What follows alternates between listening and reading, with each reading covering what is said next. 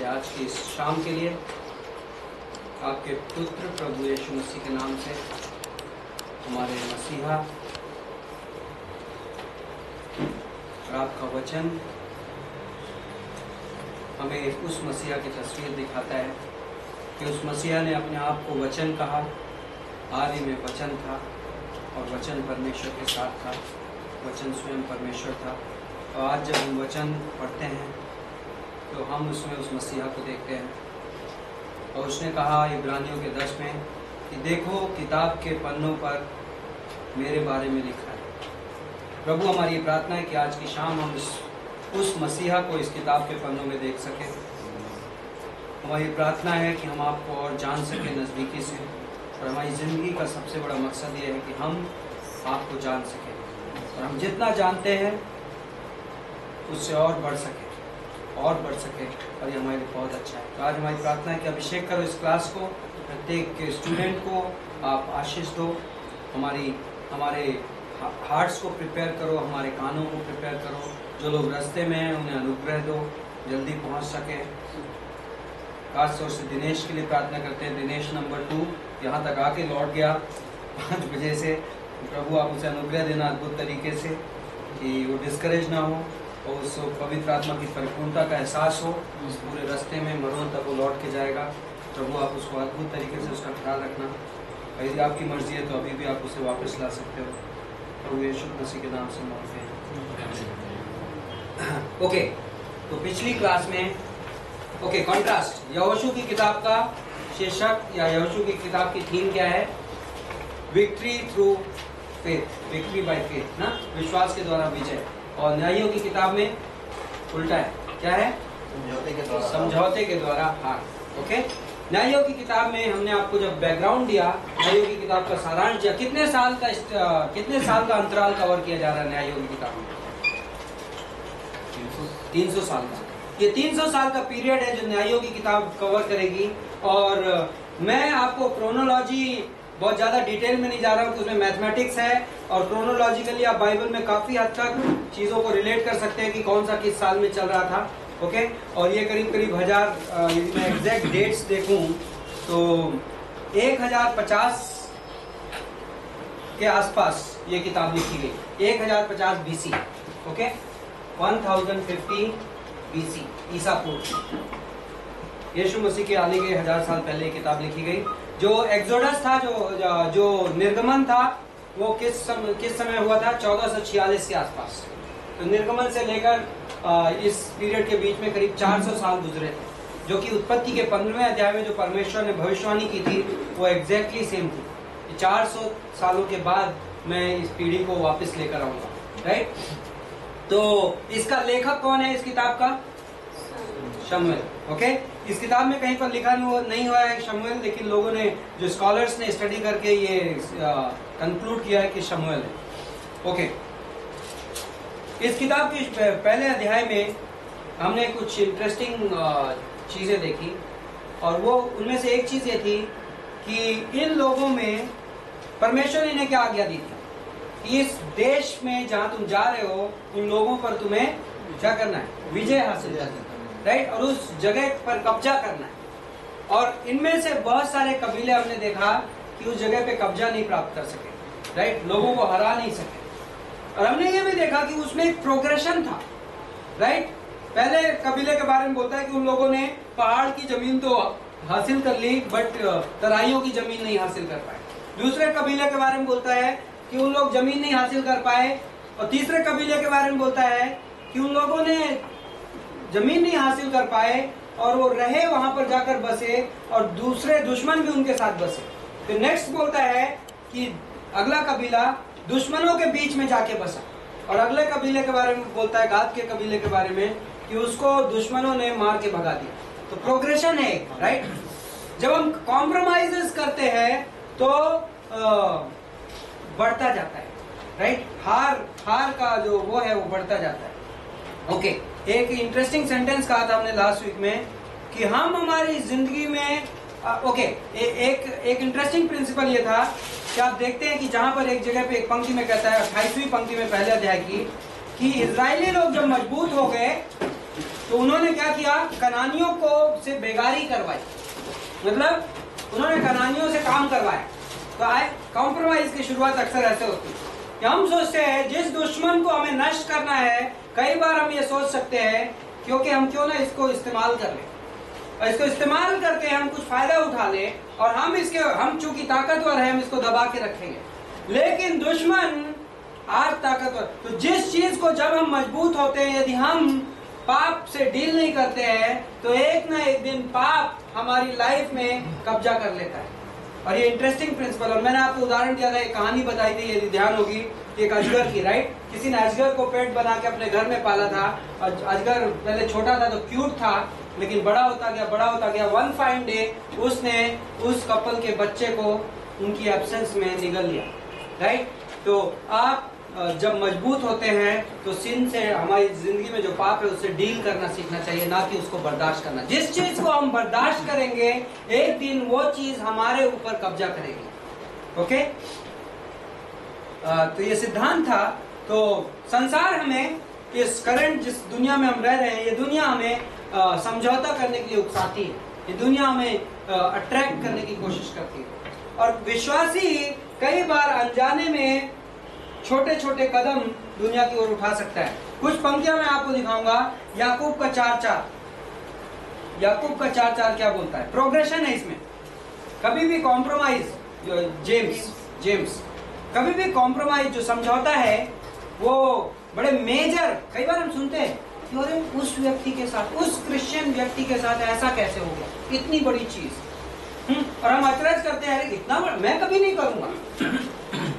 इस थॉट से बीवेयर रहिए, समझ के रहिए, क्योंकि हम सब के अंदर एक पापी स्वभाव है, और हम सब जिस दुनिया में रह रहे हैं वो दुनिया मैग्नेट है, और वो विश्वासी को अपनी ओर अट्रैक्ट करने की कोशिश करती है। और विश्वासी के बारे में परमेश्वर ये कहता है कि तुम इस दुनिया से क्या किए गए हो? अलग किए गए हो। जो कलीसिया वर्ड है, चर्च वर्ड है, उसका क्या मीनिंग है? इक्लीसिया वर्ड है यूनानी में, ग्रीक में। इक्लीसिया का मतलब होता है कॉल्ड आउट वंस, वो लोग जो बाहर बुलाए गए। मतलब उसमें कॉनोटेशन क्या है? हम दुनिया में थे, हम इस संसार में थे, अब हम संसार से बाहर बुलाए गए। संसार की परिभाषा में भी मैंने पिछले हफ्ते दी हो या नहीं दी हो, संसार की परिभाषा ये है। संसार की परिभाषा के 3 इंपॉर्टेंट थियोलॉजिकली। संसार वर्ड जो है यूनानी भाषा में वो है कॉस्मोस। कॉस्मोस शब्द का प्रयोग किया गया है यूनानी भाषा में, और कॉस्मोस का जो मीनिंग है वो ये है, संसार एक ऑर्गेनाइज्ड, व्यवस्थित संगठन है। It is an organisation. Secondly, उसका मुखिया शैतान है। तो शैतान को क्या क्या किया? दूसरा कुरिन्थियों के 4:4 में, वो इस दुनिया का ईश्वर है, वो इस दुनिया का मुखिया है। संसार का मुखिया कौन है? शैतान है। और तीसरी चीज, संसार वो व्यवस्था है जो परमेश्वर और उसकी हर चीज के खिलाफ है। और ये इंटरेस्टिंग है, इसलिए जब बाइबल कहता है कि परमेश्वर कहता है कि इस संसार या उसकी चीजों से प्रेम मत करो, राइट? वो इसलिए कहता है, कई बार हम कहेंगे ओके, यीशु मसीह ने इस संसार के लिए जान दी, राइट? परमेश्वर ने जगत से इतना प्रेम किया कि उसने, लेकिन परमेश्वर ने संसार के लोगों के लिए जान दी, इंडिविजुअल व्यक्तियों के लिए। लेकिन जिस कॉस्मोस, जिस संसार शब्द की हम बात कर रहे हैं, वो इंडिविजुअल लोगों से भी एक बड़ी चीज है। और वो संसार एक ऑर्गेनाइज्ड, क्या है? एक ऑर्गेनाइजेशन है, एक संगठन है, और उस संगठन का मुखिया शैतान है, और वो परमेश्वर के खिलाफ है। ओके, याकूब का 4:4, कोई किसी की बाइबल में खुल गया हो तो आप पढ़ सकते हैं जोर से। हे व्यभिचारिणियों, क्या तुम नहीं जानते कि संसार से मित्रता करनी परमेश्वर से बैर करना है? अतः जो कोई संसार का मित्र होना चाहता है वह अपने आप को परमेश्वर का बैरी जानता है। ओके, संसार से मित्रता। ओके, सेकंड, याकूब का 1 अध्याय 27वीं पंक्ति।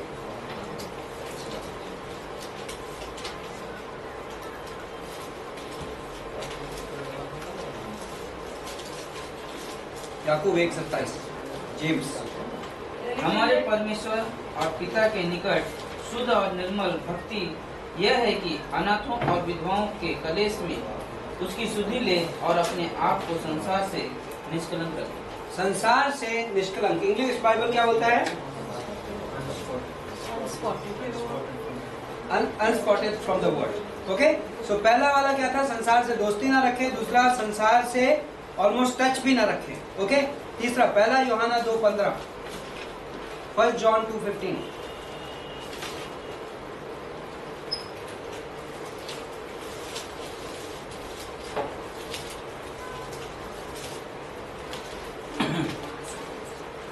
Love not the world, neither the things that are in the world.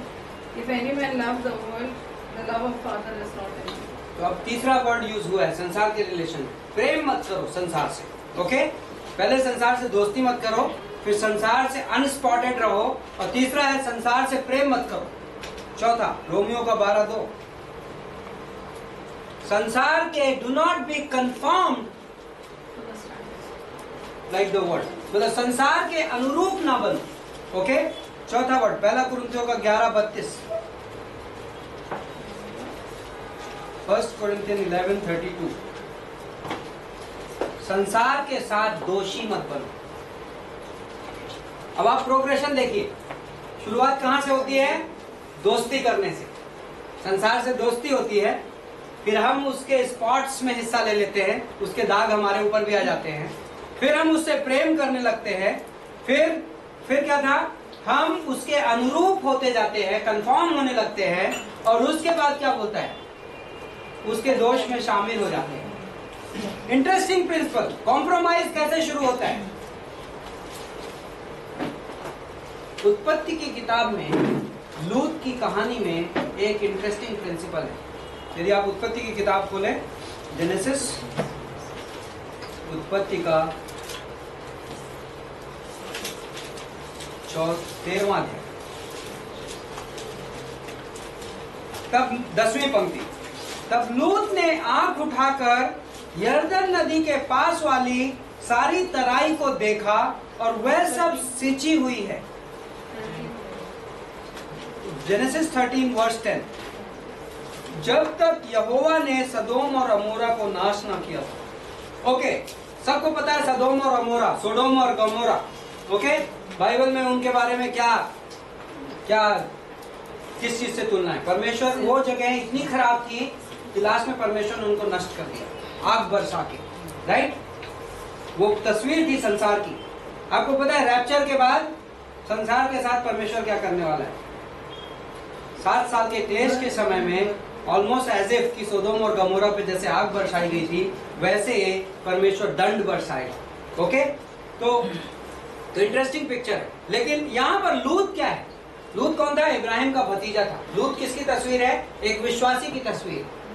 और आपको लूत का हास्य पता है लास्ट में। लेकिन इस कहानी में इंटरेस्टिंग प्रिंसिपल ये है कि इस पंक्ति में लूत ने सोदोम और गमोरा की ओर आंख उठाकर देखा। First step. सेकंड स्टेप देखिए इसी अध्याय में 12वें पंक्ति में, लूत उस तराई के नगरों में रहने लगा और अपना तंबू सदोम के निकट खड़ा किया। तो नेक्स्ट स्टेप लूत ने क्या किया, अपना टेंट ले जाके सोडोम के बाजू में लगा दिया। सेकेंड स्टेप, अभी तक वो घुसा नहीं है सोडोम में, सोडोम के बाजू में टेंट पहुंचा। ओके, थर्ड,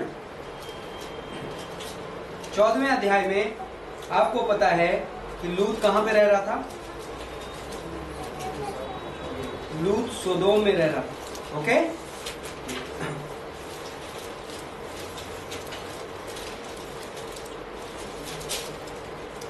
अठारहवें अध्याय में लूत का घर कहां पे था,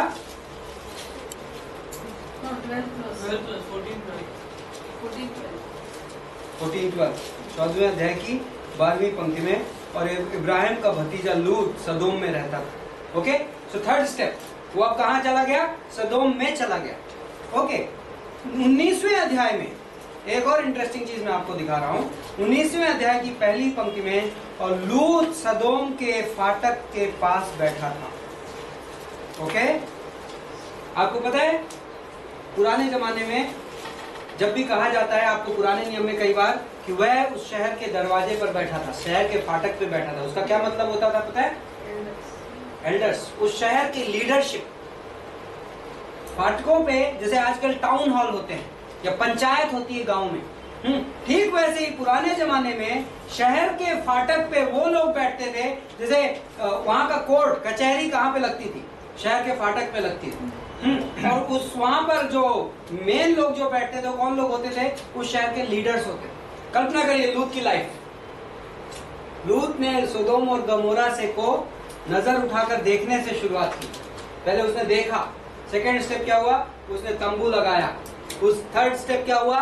उसने जाके वहां घर बना लिया। फोर्थ स्टेप वो उस शहर की लीडरशिप में आ गया। वाह! और नेक्स्ट स्टेप 19वें अध्याय की 7वीं पंक्ति में जब उसके घर में आके उस शहर के लोग खटखटाते हैं कि उन दूतों को बाहर निकालो, हम उनके साथ शारीरिक संबंध करना चाहते हैं, तो 7वीं पंक्ति में लूत उस शहर के लोगों से क्या बोलता है? हे मेरे भाइयों, ऐसी बुराई मत करो। वाह! अभी वो लोग भाई बन गए। आप देख रहे हो कॉम्प्रोमाइज की के ऐसे संसार हमें अट्रैक्ट करता है, एक एक स्टेप करके हम उसके नजदीक जाएं, लेकिन परमेश्वर कहता है नहीं, तुम अलग किए गए हो। और इस न्यायों की किताब में इन लोगों की ये बहुत बड़ी प्रॉब्लम थी। इन्होंने सोचा कि ये अपने दुश्मन को इस्तेमाल करके कुछ फायदे का काम कर लेंगे, लेकिन विश्वासी की जिंदगी वैसी नहीं। यदि प्रभु ने कि दुश्मन को पूरी तरीके से नष्ट करना है और तुम्हें इस जमीन को पूरी तरीके से काबू करना है, लेकिन इन लोगों ने इस इतिहास के इस समय में ये चीज नहीं सीखी। ओके, न्यायों की किताब की एक और खासियत, जो यहोशू की किताब में खासियत थी और न्यायों की किताब में उसका ऑपोजिट है। न्यायों की किताब में आपको बहुत शहरों के जिक्र है, लेकिन एक शहर है जिसका जिक्र टोटली सरप्राइजिंगली मिसिंग है। पता है वो कौन सा शहर है? किस शहर का जिक्र न्यायों की किताब में बहुत ज्यादा होना चाहिए था? हमें यहोशू की किताब में एक शहर बार बार आता था। कौन सा शहर था? गिलगाल। गिलगाल क्यों आता था? वो पुनरुत्थान की जगह थी जहां यहोशू बार बार जाता था। लेकिन अब पुनरुत्थान की जगह कहां पे है? अभी परमेश्वर की महिमा कहां पर विराजमान है? शीलो में। शीलो में इन्होंने तंबू स्थापित किया था, वहां परमेश्वर की वेदी थी। इस पूरी किताब में शीलो शहर का जिक्र लास्ट में किसी चैप्टर में जरा सा आता है, उसके अलावा शीलो का कहीं जिक्र नहीं आता। मतलब इन 300 सालों में न्यायों की किताब में शीलो इनके लिए इंपॉर्टेंट जगह नहीं। आप समझ रहे हैं?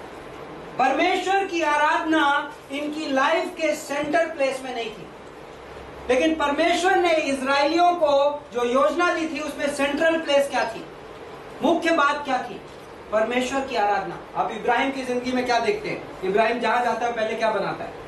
वेदी बनाता है और परमेश्वर की आराधना करता है। यहोशू को हर जगह आप क्या देखते हैं? एक लड़ाई जीती, 2 लड़ाई जीती, तीसरी बार कहां पहुंच गए? चलो परमेश्वर का वचन खोलते हैं, आराधना करते हैं। और ये बहुत अद्भुत। लेकिन न्यायों की किताब में इंटरेस्टिंगली वो चीज मिसिंग है। एक और प्रिंसिपल, आपको ये चक्र का प्रिंसिपल मैंने आपको बताया था, ठीक है? 6 चीजें बार बार रिपीट होती है, साइकिल। प्रभु के लोग पाप करते थे, जब पाप करते थे तो प्रभु इनके पास दुश्मन भेज देता था, कुछ सालों तक गुलामी करते थे। जब ये गुलामी से तंग हो जाते थे तो क्या करते थे? प्रार्थना करते थे। प्रार्थना जब करते थे तो उसके बाद क्या होता था? प्रभु इनका उद्धार करता था, इनको कोई न्यायी को खड़ा करता था इनके लिए और वो उनको बचाता था। जब ये बचाए जाते थे तो उसके बाद क्या होता था? शांति आती थी इस जगह में, और जब शांति आती थी तो उसके बाद ये सेवा करते थे। सिन के बाद स्लेवरी के बाद सप्लीकेशन के बाद साल्वेशन के बाद साइलेंस के बाद सर्विस, राइट? कोई कहेगा, और विश्वासी के लिए भी ये बिल्कुल वैलिड है। विश्वासी जब गलतियां करता है उसे गिल्ट से गुजरना पड़ता है, कई बार उसे अपनी गलतियों के परिणाम से गुजरना पड़ता है, लेकिन विश्वासी के लिए परमेश्वर ने ये योजना दी है, 1 यूहन्ना 1:9, कि जब हम हमारे पापों को मान लेते हैं तो परमेश्वर विश्वासी हो गया है और हमें वापस शुद्ध करता है, हमें पूरी तरीके से माफ कर देता है। उसको बोलते हैं रिस्टोरेशन, पुनर्स्थापन। ओके, लेकिन ऐसा संभव है कि कई बार विश्वासी बोले ओके मैं इस पुनर्स्थापन को मिसयूज करूंगा, तो मैं वो गलती करूंगा और बाद में जाके मैं कन्फेशन करूंगा, फिर मैं गलती करूंगा, फिर मैं कन्फेशन करूंगा, तो हमारी साइकिल तो फिर भी चल रही है।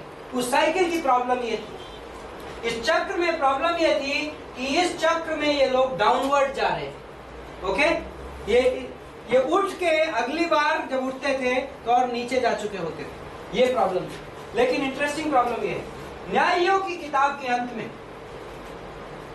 परमेश्वर ने स्पाइरल तोड़ दी।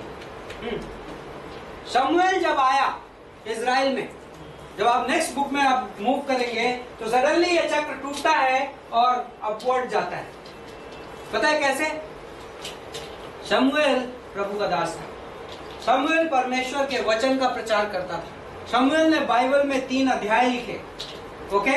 और ये तो इसका सारांश ये है कि कई बार विश्वासी ऐसी किसी साइकिल में फंस सकता है, लेकिन आपको पता है इस चक्र से कौन बाहर निकालेगा?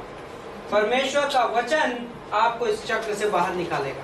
और ये अद्भुत है जब विश्वासी ये कन्विक्शन लेता है कि मैं मेरी जिंदगी मैं प्रॉब्लम में चल रहा हूं, मेरी लाइफ में कुछ चीजें हैं जिन चक्र से मैं बाहर नहीं निकल पा रहा हूं, मैं वचन के सामने जाऊंगा, मैं परमेश्वर का वचन सुनूंगा, वचन मुझे उस साइकिल से बाहर निकालेगा। राइट? ओके, हम आगे बढ़ते हैं। यहां पर अब हम एक एक करके ओके, हमने राजनीतिक पृष्ठभूमि कवर कर लिया। अब हम पृष्ठभूमि मतलब बैकग्राउंड, पॉलिटिकल बैकग्राउंड हमने देख लिया, रिलीजियस बैकग्राउंड हम देखेंगे, और इसके बाद हम एक एक करके डिफरेंट न्यायों की कहानी देखेंगे। ओके, पहला न्यायी पहले अध्याय में ही है, तो मैं उसको कवर कर देता हूं और उसके बाद हम आगे बढ़ते हैं। पहले अध्याय में, दूसरे अध्याय में ओत्निएल क्या बोलते हैं उसको? चैप्टर 3 में। ओके, सॉरी, मेरा सीक्वेंस गड़बड़ हो रहा है। Second question. ओके, तो हम सीक्वेंस में चलते हैं। दूसरे अध्याय में हम आत्मिक पृष्ठभूमि देखते हैं और रिलीजियस बैकग्राउंड, और इसमें पहली चीज देखते हैं, दूसरा अध्याय की पहली पंक्ति। और यहोवा का दूत गिलगाल से बोकीम को जाकर कहने लगा कि मैंने, पहली बार यहोवा का दूत कौन है? यहोवा का दूत, angel of the Lord. Okay, no, इस पुराने नियम में ये इंटरेस्टिंग, अब हम इस पे डिटेल में जाते हैं। पुराने नियम में आप इस व्यक्ति को बार बार पाते हैं, ओके, कई बार ये अपीयर करता है, और इस व्यक्ति को यहोवा का दूत कहा गया है। नाउ टिपिकली लोग ये मानेंगे कि ये स्वर्गदूत था, क्योंकि एंजल वर्ड बाइबल में अक्सर स्वर्गदूतों के लिए यूज किया गया है। जो यूनानी भाषा का एंजल वर्ड है उसका मतलब होता है मैसेंजर, दूत। एक्चुअली दूत हिंदी ट्रांसलेशन बराबर है दूत वर्ड। लेकिन तो मतलब ये हुआ कि परमेश्वर से, यहोवा से कोई मैसेज लेके आता था, संदेश लेके आता। लेकिन ये कौन था, इसका आइडेंटिफिकेशन जरूरी है, क्योंकि बाइबल में पुराने नियम में इसका जिक्र बार बार होता है। 4 पॉइंट में इस व्यक्ति के बारे में बताता हूँ। पहली चीज, यहोशू के 5:13 और न्यायियों के 6:11 में इसको यहोवा करके एड्रेस किया गया है, इस व्यक्ति को। ओके,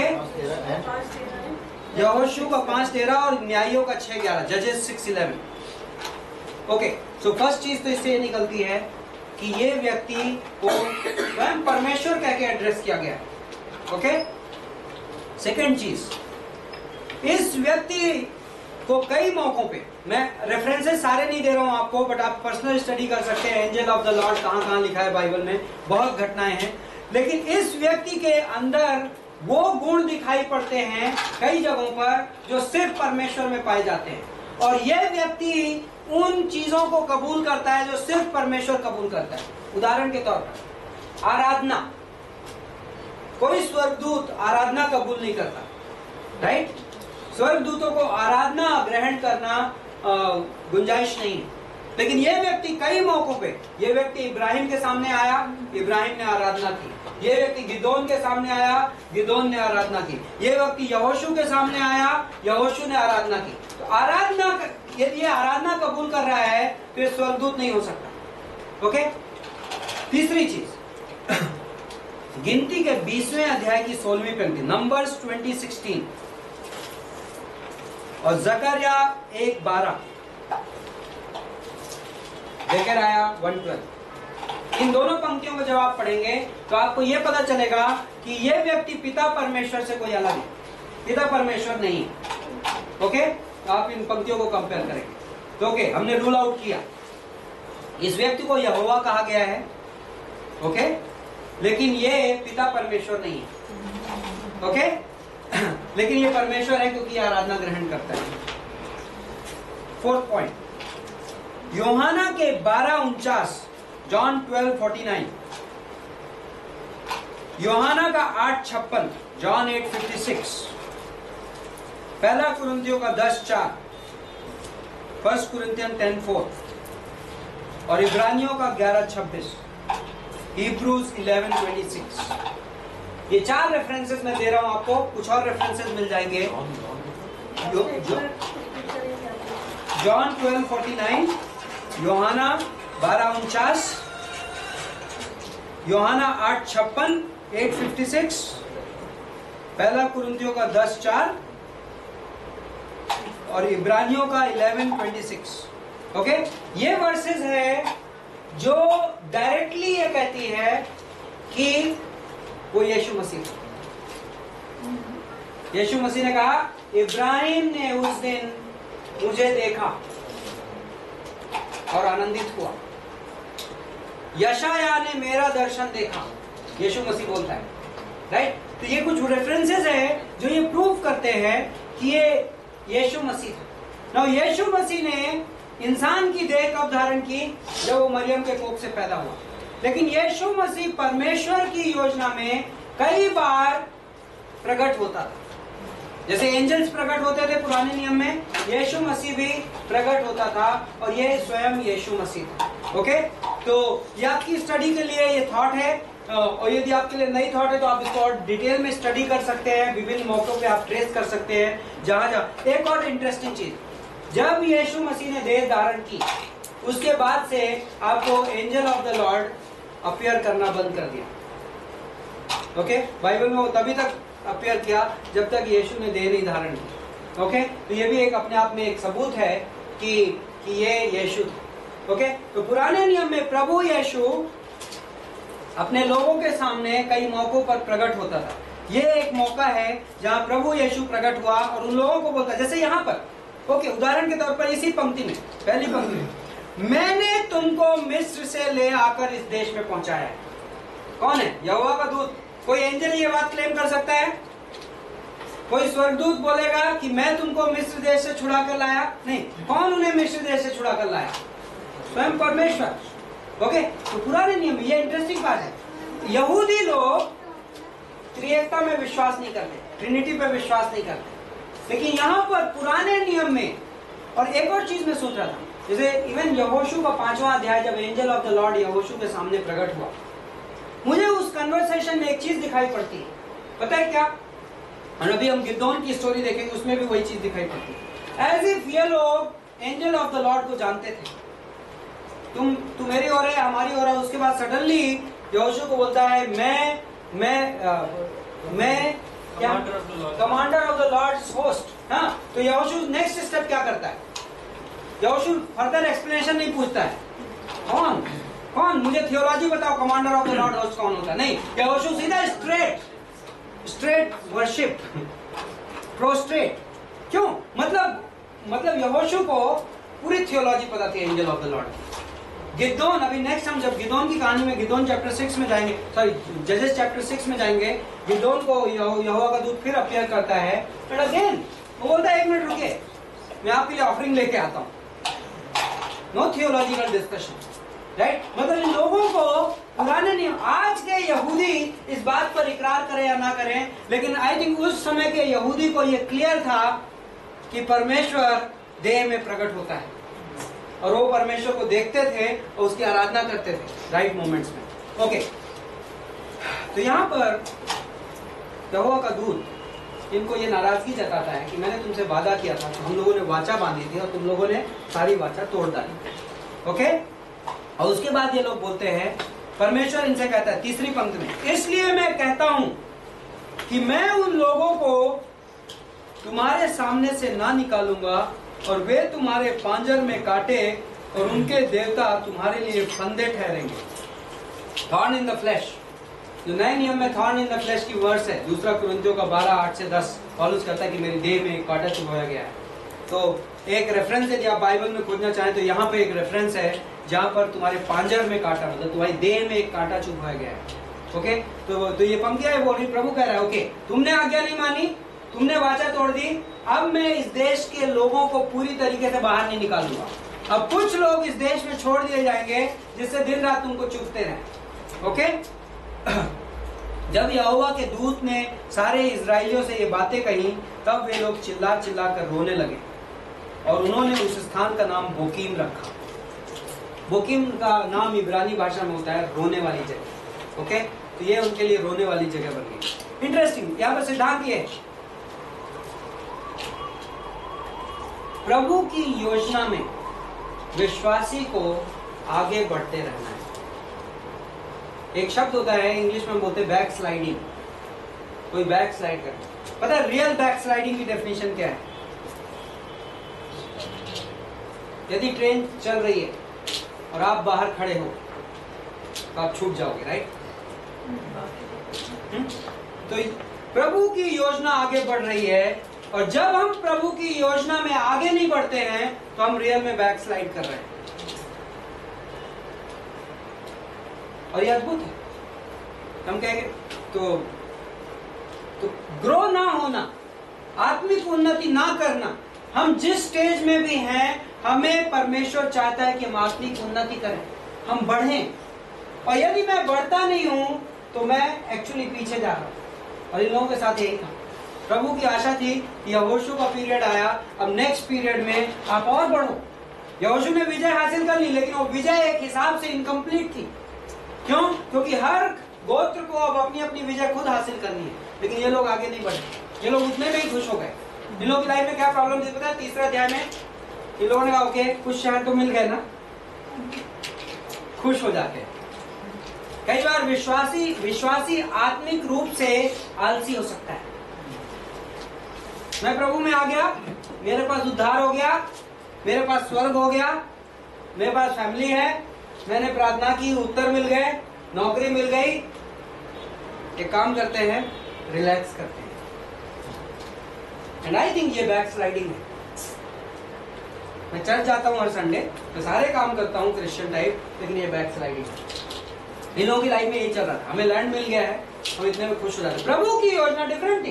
प्रभु की योजना थी कि सारा लैंड तुम्हें कब्जा करना है, और प्रभु इस बात से नाराज हुआ। ओके 10वीं पंक्ति में, और उस पीढ़ी के सब लोग अपने पितरों में जाकर मिल गए, मतलब मर गए।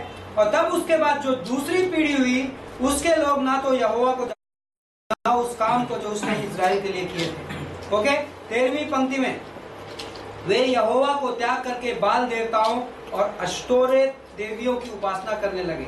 इसलिए यहोवा का कोप इजराइलियों पर भड़का और उसने उनको लुटेरों के हाथ में कर दिया और चारों ओर से शत्रुओं के अधीन कर दिया। आप साइकिल देख रहे हैं, पहले वो क्या थे? पहले उन्होंने पाप किया, उसके बाद क्या आई? अधीनता आई। नेक्स्ट स्टेप 16वीं पंक्ति में, तो भी यहोवा उनके लिए 16वीं पंक्ति में, तो यहोवा उनके लिए न्याय ठहराता था जो उन्हें लूटने वालों के हाथ से छुड़ाते थे।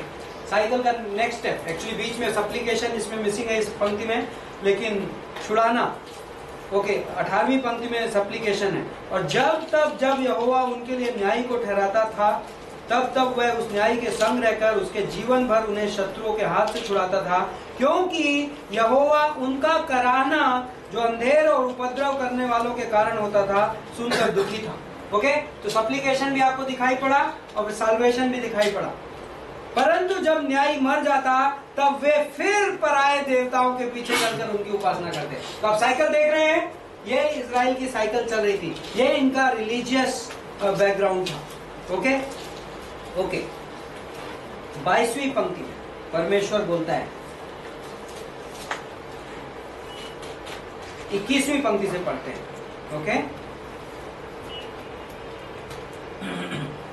इसका 20वीं से पढ़ते हैं, कंटिन्यूटी रहेगी। इसलिए यहोवा का कोप इजराइल पर भड़क उठा और उसने कहा, इस जाति ने उस वाचा को जो मैंने उनके पूर्वजों से बांधी थी तोड़ दिया और मेरी बात नहीं मानी।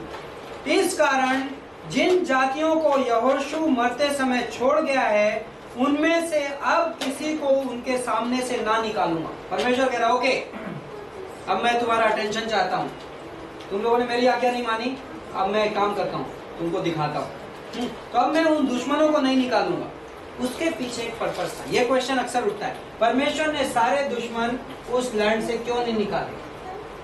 ओके, इस क्वेश्चन का आंसर यहाँ पे है। 4 कारण है। पहला कारण जो अभी अभी हमने पंक्ति पढ़ी, इन लोगों ने क्या किया था? इन लोगों ने मूर्तियों के पीछे गए थे और इन लोगों ने परमेश्वर के खिलाफ पाप किया था। परमेश्वर इन्हें क्या करना चाहता था? इनको फटके लगाना चाहता था, इनको ताड़ना देना चाहता था, जिससे ये शुद्ध हो। राइट। सेकंड कारण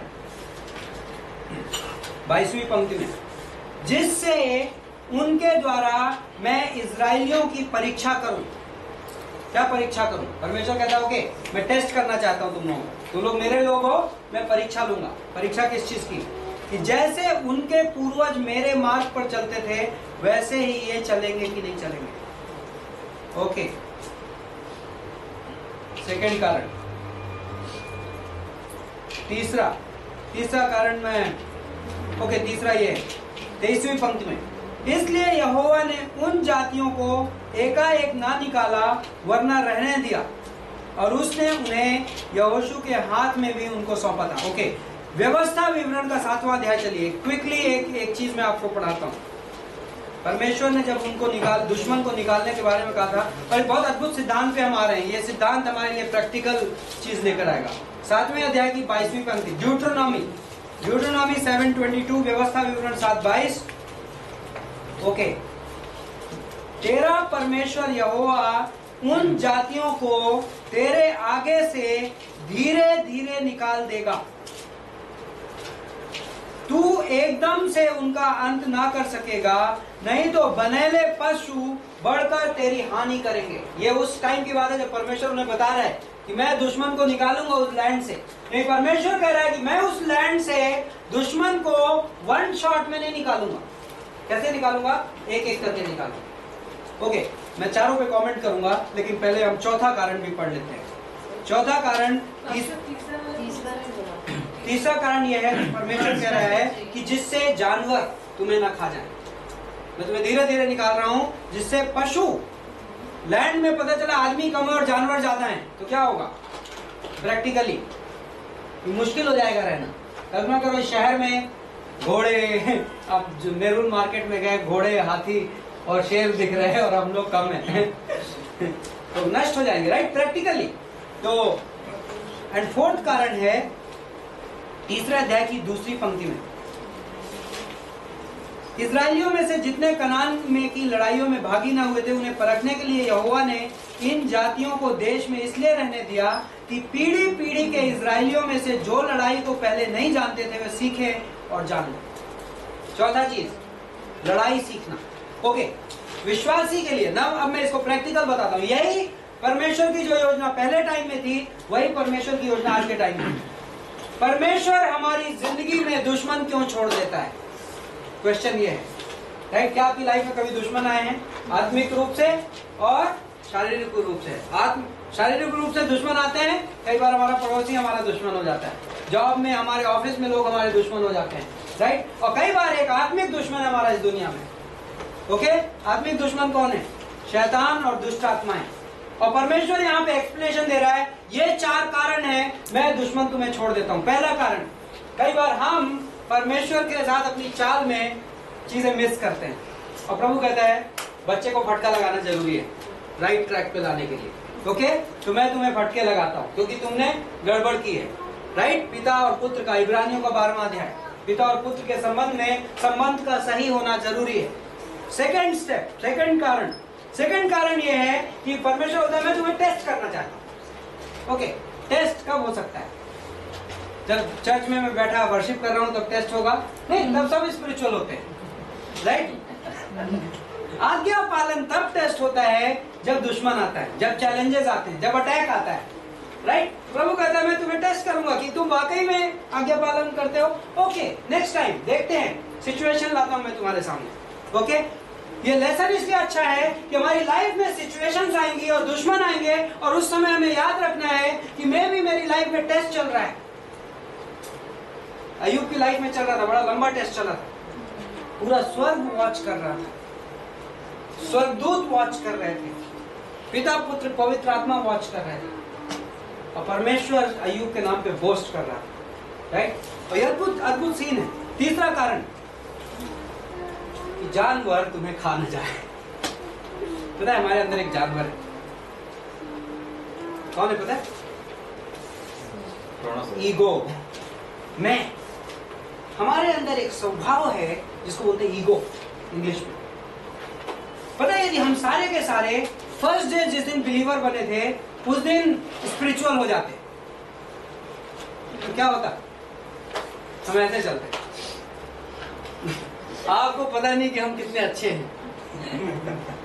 और पता है क्या होता हमारे साथ? याकूब का 4:6 कि परमेश्वर नम्र को अनुग्रह देता है और घमंडी का विरोध करता है। परमेश्वर कहता है कि मैं नहीं चाहता कि जानवर तुमको खा जाए। ये तुम्हें विजय जल्दी मिल जाएगी, फटाक से विजय मिल जाएगी, तो तुम उसको हैंडल नहीं कर पाओगे। नहीं, ये बहुत अद्भुत है। पौलुस कहता है 2 कुरिन्थियों के 12वें अध्याय के 8 से 10 में कि इस प्रकाशन की अधिकता की वजह से मेरी देह में एक कांटा चुभाया गया है जो शैतान का एक दूत है, और मैंने 3 बार प्रार्थना की कि मुझसे वो हटा लिया जाए, और परमेश्वर ने कहा नहीं, मेरा अनुग्रह तेरे लिए काफी है। तो आपकी लाइफ में दुश्मन है, शैतान का दूत, और मैं भी आपकी लाइफ में कुछ एरियाज है जिसको शैतान का दूत ट्विक करता रहता है और देह में कांटा चुभ होता रहता है। प्रभु कहता है इसलिए तुम नम्र रहो, इसलिए कि तुम नम्र रहो और मेरा अनुग्रह ग्रहण करना सीखो, और ये तुम्हारे लिए अद्भुत लेसन है। और मैं नहीं चाहता कि तुम आई थिंक छोटा हो जाना, गलत हो जाना, टूट जाना ज्यादा अच्छा है, बजाय इसके कि हम बड़ी पवित्र जिंदगी जी रहे हैं और घमंडी हो जाए, राइट। चौथा लेसन कि तुम लड़ाई करना सीखो, राइट। परमेश्वर हमारी लाइफ में दुश्मन क्यों अलाउ करता है, और मैं भी फिजिकल दुश्मनों की बात नहीं कर रहा हूं, लेकिन स्पिरिचुअल दुश्मनों की बात कर रहा हूं कि हम स्पिरिचुअल वॉरफेयर सीखें, आत्मिक संग्राम। मैं ये जानता हूं कि मेजॉरिटी ऑफ क्रिश्चियन बिलीवर्स, अगर ये टेप में है और मैं बोल्डली बोल रहा हूं कोई प्रॉब्लम नहीं है, मेजॉरिटी ऑफ क्रिश्चियन बिलीवर्स और majority of Christian pastors spiritual warfare को ढंग से नहीं समझते। मैं रिसेंटली एक वर्ड्स पे प्रीच कर रहा था और कई ओकेजन्स पे मैंने प्रीच किया है, दानियल 7:25, दानियल 7:25। आपको स्पिरिचुअल वॉरफेयर समझना है, आई थिंक ये वर्ड्स बड़े इंपॉर्टेंट है। इस वर्ड्स में किसी मैनिफेस्टेशन की बात नहीं है, कोई भी डीमंस को कास्टिंग आउट नहीं चल रही है, लेकिन डिमोनिक वॉरफेयर की वर्ड्स है। और ये वर्ड्स बोलती है कि वह परम प्रधान के खिलाफ ऊंची ऊंची बातें करेगा। कौन? शैतान। किसके खिलाफ? परमेश्वर के खिलाफ ऊंची ऊंची बातें करेगा। कहां पे? उसका राज्य कहां पे चलता है? आसमान में, हवाओं में। और वो हवाओं में से प्रोजेक्शन करके इंसान के दिमाग में प्रोजेक्शंस भेजता है और परमेश्वर के खिलाफ ऊंची ऊंची बातें करता है, और जो काम परमेश्वर मेरी जिंदगी में कर रहा होता है उसको नीचा करना चाहता है। फॉर एग्जाम्पल, इस संडे में एक लेडी से मिला, और मैं नीलम गए थे, और वो हमारे बहुत पुराने दोस्त हैं, उनकी लाइफ में बहुत कुछ हो गया पिछले 5 सालों में। और वो लेडी कन्वर्सेशन, वो लोग मेरी क्लास में बैठे थे और अद्भुत विश्वासी हैं और अद्भुत विश्वासी थे, और वो लेडी कन्वर्सेशन के दौरान मुझसे पूछती है कि क्या मैं अभी भी सेव्ड हूँ? उनका ये शैतान है। मैंने उससे कह दिया, मैंने कहा ये शैतान है जो आपके दिमाग में ये ख्याल डाल रहा है कि तुम्हारा उद्धार तुमसे छूट सकता है। बाइबल कहती है तुम्हारा उद्धार। क्या हुआ? यदि कोई व्यक्ति किसी के दिमाग में ये ख्याल डालता है कि तुम्हारा उद्धार तुमसे छूट सकता है, तो पता है वो क्या कर रहा है? वो परम प्रधान के काम पर क्वेश्चन कर रहा है। वो यीशु मसीह के लहू को क्वेश्चन कर रहा है। यीशु मसीह के लहू में इतनी ताकत नहीं है जो मेरे उद्धार को संभाल के रख सके। तो परम प्रधान के बारे में ऊंची ऊंची बातें कहता है, और दूसरी चीज बोलता है और इम्पोर्टेंट होता है, वह परम प्रधान के लोगों को थकाता है। He wears out the saints of the Most High. वाह, कभी आपने स्पिरिचुअल वॉरफेयर के बारे में इस एंगल से सोचा? लोग लाइफ में थक जाते हैं और लोग बोलते हैं मैं चला। लूका के 15वें अध्याय में पुत्र ने कहा पिता बहुत हो गया, मैं चला। ये क्रिश्चियनिटी मुझसे अब बर्दाश्त नहीं होती। अब मैं चर्च नहीं जाऊंगा, अब मैं प्रभु की सेवा नहीं करूंगा, प्रभु की सेवा करना बहुत कठिन है। ये सब स्टेटमेंट कहां से आते हैं आपको पता है? शैतान लोगों को थका देता है आत्मिक रूप से, और वो रियल स्पिरिचुअल वॉरफेयर है। और जिस क्रिश्चियन को वो वॉरफेयर लड़ना आता है वो उस वॉरफेयर से सतर्क रहेगा। यदि मैं मेरी लाइफ में थक रहा हूं तो मुझे यूहन्ना का 7:37 चाहिए। यीशु मसीह कहता है कि जो यदि कोई प्यासा हो तो मेरे पास आए और पिए, और उसके अंदर से क्या निकलेगी? जीवन के जल की नदियां निकल पड़ेगी। राइट? तुम्हारी भी थकान दूर होगी और बहुत और सारे और लोगों की भी थकान दूर होगी। प्रभु कहता है कि मैं तुम्हें स्पिरिचुअल वॉरफेयर सिखाना चाहता हूं। ओके,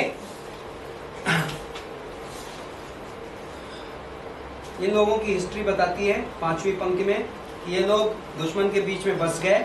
6वीं पंक्ति बोलती है वे उनकी बेटियां ब्याह में लेने लगे और अपनी बेटियां उनको बेटों को ब्याह में देने लगे। और फिर तीसरी चीज बोलती है और उनके देवताओं की भी उपासना करने लगे। 3 चीजें। पहले क्या हुआ? को एग्जिस्टेंस, साथ में रहना। सेकंड क्या? इंटर मैरिज, साथ में शादियां करना। और तीसरा आइडोलेट्री, मूर्ति पूजा। क्रम आप देख रहे हैं, कॉम्प्रोमाइज का क्रम। समझौता शुरू किससे होता है? चलो साथ में रहने लगते हैं। नेक्स्ट स्टेप क्या हो गया? चलो शादियां कर लेते हैं। थर्ड स्टेप क्या हो गया? उनके देवताओं की पूजा करने लगते हैं। तो पूरी कहानी कॉम्प्रोमाइज के बारे में। ओके, 7वें अध्याय में तीसरे अध्याय की 7वीं पंक्ति से एक पहले न्यायी की कहानी है जिसका नाम मैंने यहाँ पे नहीं लिखा है, और वो कहानी है ओत्निएल की।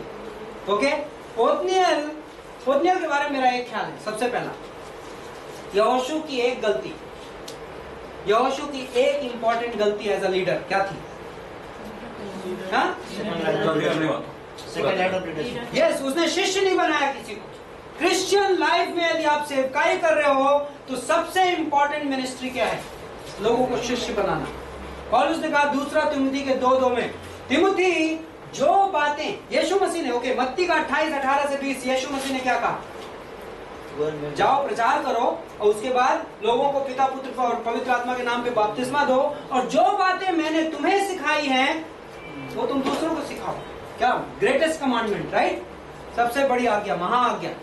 और उसके बाद पौलुस कहता है दूसरा तिमुथी 2:2, तिमुथी जो बातें मैंने तुम्हें सिखाई है वो तुम भी ऐसे विश्वास योग्य लोगों को सिखाओ जो दूसरों को सिखा सके। 4 जनरेशन, पौलुस, तिमुथी, और उसके बाद नेक्स्ट जनरेशन, और उसके बाद नेक्स्ट जनरेशन। और ये अद्भुत है, जब चर्च लोगों को शिष्य बनाना सीख जाता है। पहले, और एक और चीज उसमें मैं ऐड कर देता हूँ, जैसे घोड़ा घोड़ा पैदा करता है, गधा गधा पैदा करता है, हाथी हाथी पैदा करता है, वैसे एक शिष्य शिष्य पैदा करता है।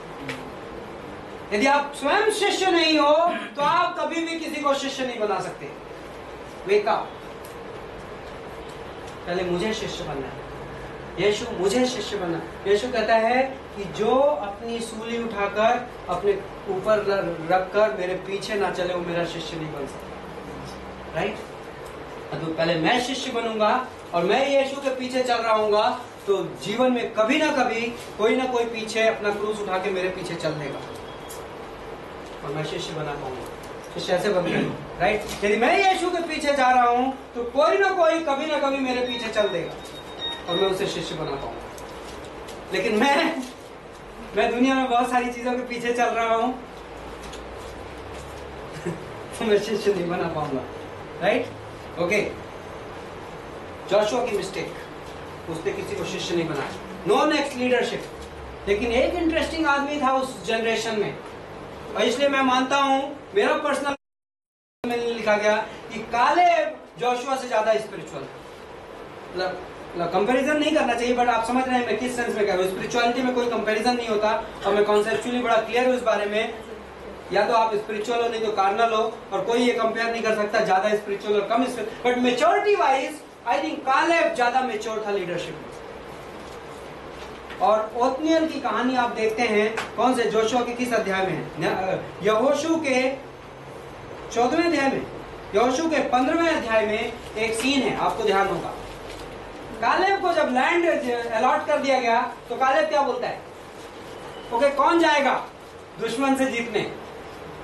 जो जाएगा और जीत के लाएगा उसको मैं मेरी बेटी देता हूं। और साथ में लैंड देता हूँ। आई थिंक ये डिसाइपलशिप थी, एक स्टाइल, मतलब अब नए नियम में हम ऐसी डिसाइपलशिप नहीं करते हैं।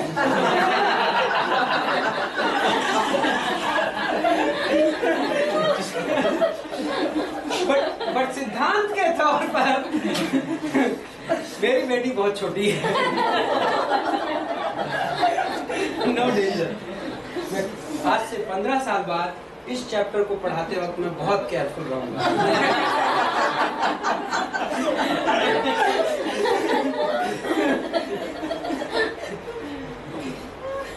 कालेब और ओत्निएल की जो रिलेशनशिप थी, जो एक झलक हमें दिखाई पवित्र आत्मा ने यहोशू की किताब में, वो हमें ये बताती है कि यहोशू ने नेक्स्ट जनरेशन रेडी नहीं की, लेकिन कालेब ने नेक्स्ट जनरेशन रेडी की। राइट? सो ये इत्तेफाक नहीं है कि जब हम न्यायियों की किताब में घुसते हैं तो पहला लीडर, पहला न्यायी ओत्निएल था, जिसको कालेब ने डिसाइपल किया। किसी ने किसी को शिष्य बनाया तो प्रभु का काम आगे बढ़ता रहेगा। राइट? ये प्रभु के दासों के लिए बड़ी इंपॉर्टेंट चीज है। हम चर्च प्लांटिंग कर रहे हैं और हमारे लिए प्रिविलेज की बात, हम न्यू बॉम्बे में और चर्च प्लांटिंग कर रहे हैं। मैं पास्टर बीनू, हम साथ में क्लोजली काम करते हैं और हम एक दूसरे को हमेशा ये बात याद दिलाते हैं। प्रभु ने पिछले 2.5 महीने में हम काउंटिंग कर रहे थे, हमने बहुत बढ़िया ग्रोथ हासिल की है, लेकिन हम हमारे को आपस में याद दिलाते हैं कि हमारा टारगेट संडे मॉर्निंग की चर्च अटेंडेंस नहीं है। हमारा टारगेट ये है कि हम कितने लोगों को शिष्य बना रहे हैं। ये बहुत इंपॉर्टेंट है। प्रभु के दास का ये टारगेट होना चाहिए। ओके, तो ओत्निएल ने इन लोगों को विजय दिलाई। 12वीं पंक्ति से मोएब इनके ऊपर राज्य कर रहा था और यहाँ पर एहूद नाम का एक आदमी है। आप स्टोरी, अब मैं एज्यूम कर रहा हूँ कि आप स्टोरी पढ़ के आ रहे हैं, तो मैं बाइबल में से पढ़ नहीं रहा हूँ। ओके, क्योंकि यदि मैं पढ़ूंगा तो मैं भी एक ही चैप्टर एक दिन में खत्म करूंगा, लेकिन आप पढ़कर आ रहे हैं और अगले हफ्ते आप कहां तक पढ़ के आ रहे हैं? अगले हफ्ते हम ये टच करेंगे। ओके, 16 चैप्टर, तो आपको पढ़ के आना है। तो एहूद की कहानी में आप देखते हैं कि एहूद, ओके, कुछ वर्सेस आपको नोट करनी है। 15वीं वर्ष बोलती है एहूद के बारे में, ये बाएं हत्था था, लेफ्ट हैंडर। ओके, लेकिन जो हिब्रू वर्ड है वो एक्चुअली लेफ्ट हैंडर नहीं था। हिब्रू वर्ड ये है कि एज इफ उसका राइट हैंड काम नहीं करता था, मतलब राइट हैंड से लूला था। हाँ, मतलब हाथ रहा भी होगा तो मतलब अपंग रहा होगा, तो उसका सिर्फ बायां हाथ काम करता था। ऐसा आदमी उस राजा के पास जाता है और राजा खूब मोटा ताजा आदमी, और वो क्या करता है, अपने दाहिने पांव के कपड़े के अंदर वो एक दुधारी तलवार, 16वें अध्याय में दुधारी तलवार यहाँ पर लगा के जाता है। और आप देखते हैं कि बाद में वो राजा से क्या बोलता है, राजा मुझे अकेले में तुमसे बात करनी है। और क्या बोलता है, मैं तुम्हारे लिए परमेश्वर से वचन लाया हूं। ओके, इंटरेस्टिंग कहानी है। और राजा को अकेले में ले जाता है और राजा के पेट में वो निकाल के घोंप देता है और पूरी की पूरी तलवार राजा के पेट में चला जाता है, राजा मर जाता है। और उसके बाद ये एहूद वहां से निकलता है ताला लगा के, और राजा के सैनिक सोचते हैं कि राजा अंदर टॉयलेट कर रहा है। और उसके बाद काफी देर के बाद जब तक वो खटखटाते हैं तब तक यहूद बाहर निकल चुका होता है। और उसके बाद यहूद सबको इकट्ठा करता है, इजरायलियों को, और आके आक्रमण करता है और इन लोगों पर विजय हासिल करता है। और बाइबल बताता है उसके बाद, इस विजय के बाद कई सालों तक, ये में भी नंबर ऑफ साल दिए गए हैं, और 30वीं पंक्ति में 80 साल तक उस देश में शांति बनी रहती है। इंटरेस्टिंग कहानी, कुछ सिद्धांत मैं आपको इसमें से देता हूं क्योंकि। और इसके बाद 31वीं पंक्ति को भी हम काउंट कर लेते हैं उसमें, और 31वीं पंक्ति बोलती है, उसके बाद अनात का पुत्र शमगर आया, उसने 600 फलिस्ती पुरुषों के बैल के पहने से मार डाले, और इस कारण वह भी इजराइल का छुड़ाने वाला बना। तो एक शमगर नाम का और एक न्याय की जिक्र है, और उसके बारे में सिर्फ एक सेंटेंस लिखा है कि उसने, इंग्लिश बाइबल क्या बोलती है उसको, ऑक्स गोड। ओके, हिंदी में बोलता है बैल का पहना से उसने कितने लोग मारे, 600 लोग मारे। कई बार कोई आदमी बोलेगा, कैसे कोई आदमी 600, ये क्या होती है बैल का पहना, मतलब क्या पता है क्या होता है, 10 फीट की लकड़ी होती है, उस लकड़ी के लास्ट में नुकीला होता है कि जानवर को टूसते हैं, जब जानवर थोड़ा इधर उधर करने लगता है तो क्या होता है, थोड़ा सा टूसते हैं जिससे वो सीधा चले। और उसके बैक साइड में एक लोहे का पीस लगा होता है कि जब हल में मिट्टी उट्टी लग जाती है तो उस पीस से वो हल की मिट्टी वो करता है। इस चीज से वो बोलता है 600 आदमी मारता है। बट एक चीज ध्यान दीजिए, वहां पे ये नहीं लिखा है कि 600 आदमी एक बार में मारता है। तो ये पॉसिबल है कि 600 आदमी उसने डिफरेंट ओकेजन में मारे। ओके, क्वेश्चन ये, न्यायियों की किताब में एक इंटरेस्टिंग पैटर्न आपको देखने मिलेगा और ये विश्वासी के जिंदगी के लिए बहुत बहुत अद्भुत पैटर्न है। और पैटर्न ये है कि न्यायियों के अध्याय में जो विजय है वो बड़ी कमजोर चीजों के द्वारा हासिल की गई है। पहला कौन था? दाहिने हाथ से लूला आदमी, क्योंकि उस दाहिने हाथ के लूला होने में बहुत सारी चीजें छिपी हुई। पता है कैसे? राजा के दरबार में आप तलवार लेकर घुस गए और राजा के सुरक्षा कर्मचारियों को पता नहीं चला। क्यों पता है? कि सुरक्षा कर्मचारियों ने क्या सोचा होगा, अरे ये लूला को क्या चेक करने का। Right, practical question. और ये कमजोर आदमी, राइट।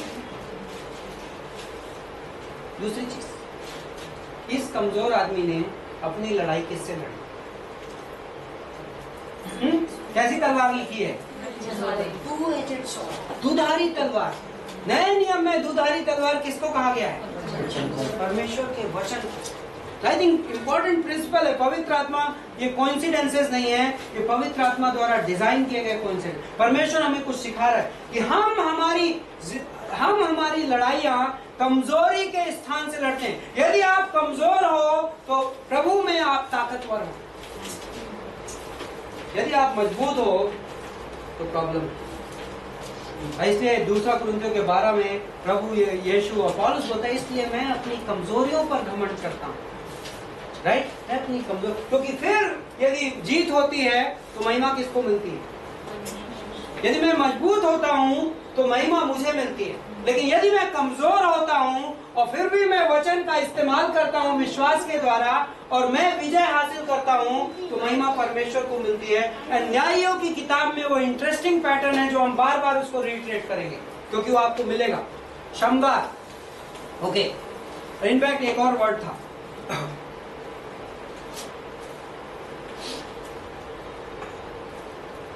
हाँ, एक सेंटेंस लिखा मैंने, क्रिश्चियनिटी को बेहतर तरीकों की जरूरत नहीं है, क्रिश्चियनिटी को बेहतर आदमियों की जरूरत है। कई बार लोग मेथड्स पे बहुत फोकस करते हैं, हमें ऐसा करना चाहिए चर्च में। हमने अभी चर्च चालू किए 2.5 महीना हुआ है, हमें सजेशंस आने लगे ऐसा करना चाहिए और ये, बट क्वेश्चन आपके मेथड्स का नहीं है। लोग कंफ्यूज हो जाते हैं, लोग गलत। मुद्दा इस बात का नहीं है कि आप तरीका क्या इस्तेमाल कर रहे हो, मुद्दा इस बात का है कि आप कौन हो, प्रभु की योजना में आप क्या बन रहे हो। मुद्दा इस बात का नहीं था कि उसने चक्कू रखा या तलवार रखी, मुद्दा इस बात का था कि प्रभु ने उसे तैयार किया था उस काम के लिए। राइट, 29वीं पंक्ति बोलती है कि उस समय उन्होंने कोई 10,000 मोआबियों को मार डाला और वे सब के सब कैसे थे? हिष्ट पुष्ट और शूरवीर थे। हमारा दुश्मन बहुत हिष्ट पुष्ट, शैतान हमसे ज्यादा मजबूत है। एंड आई थिंक इसको रिकॉग्नाइज करने में कोई प्रॉब्लम नहीं। शैतान हमसे मजबूत है, लेकिन हम कमजोर होते हुए भी लड़ाई जीत सकते, राइट, क्योंकि हमारे पास हथियार हैं जो हार्ड और मांस के हथियार नहीं। इफिसियों के 6 में और दूसरा कुरिन्थियों का 10:3-5 में कि हमारी लड़ाई के हथियार शारीरिक नहीं बल्कि आत्मिक है। ओके, एक आखिरी चीज, आई थिंक यहाँ पे मैं क्लोज करूंगा, लेकिन एक आखिरी चीज, बैल के पहने के बारे में मैंने मेडिटेट किया। मैंने कहा प्रभु आपने बैल के पहने से क्यों शंकर को कुछ और दिलवा देते।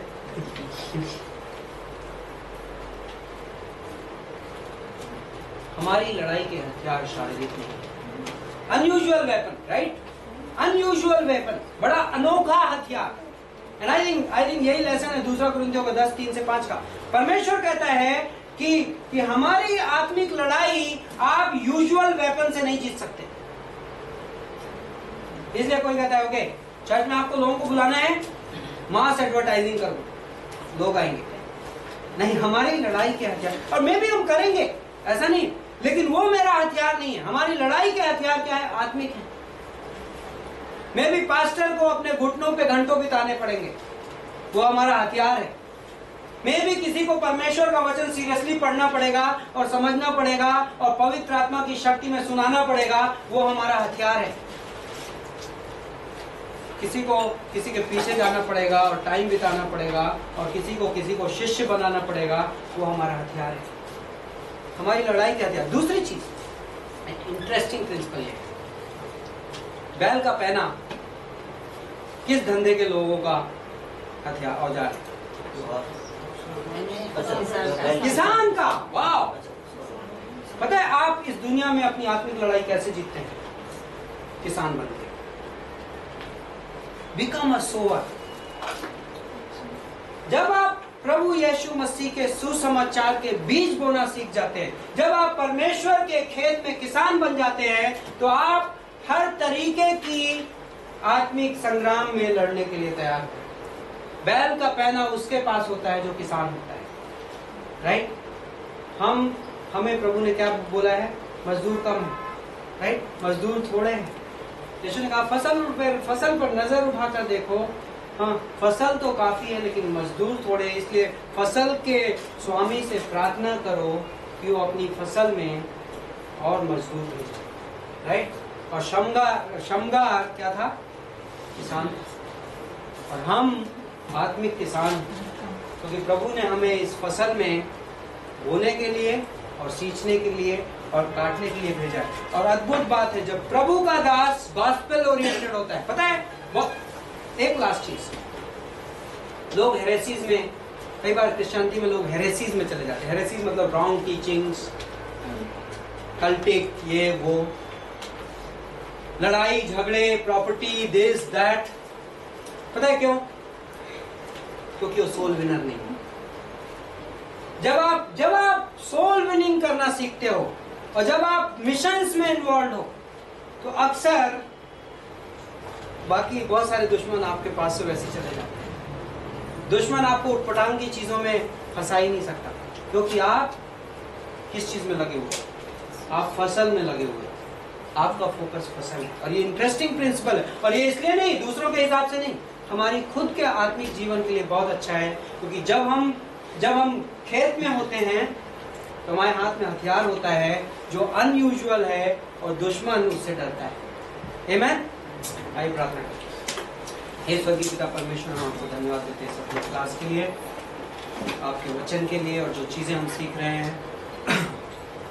हमारी कमजोरी में आप अपनी महिमा दिखाते हो, और आप हमारे जैसे टूटे फूटे औजारों को इस्तेमाल करके आप इस दुनिया में अपने राज्य की विजय हासिल करते हो। और कितनी खुशी की बात है परमेश्वर कि हम सब एक आम वॉरियर, आम हथियार, लेकिन सर्वोच्च परमेश्वर। और कितना अद्भुत कॉम्बिनेशन। तो प्रभु हमारी मदद करिए कि हम इन न्यायों जैसे जो हम ये चीज़ें सीख रहे हैं, हम वैसे बन सकें, और आपके पवित्र आत्मा की शक्ति के द्वारा, और आपके वचन के द्वारा, और आपका काम जो हमारे जीवन में चल रहा है उसके द्वारा। पूरी क्लास आपके हाथ में देते हैं, आने वाली क्लासेस को आपके हाथ में देते हैं, आने वाले क्रिसमस सीजन को आपके हाथ में देते हैं। इस हफ्ते हमने सुना कि मे भी ब्रदर राजकुमार इस शहर में आ सकते हैं गॉस्पेल प्रचार करने। प्रभु अभी से हम उसके लिए प्रार्थना करना शुरू कर सकते हैं कि हमारे न्यू बॉम्बे में आप कुछ ऐसा करो, बहुत सारे लोगों के प्राण बचाए जाए। क्रिसमस सीजन की सारी आउटरीचेस अभी से हम प्रिपेयर करते हैं, हमारा हार्ट।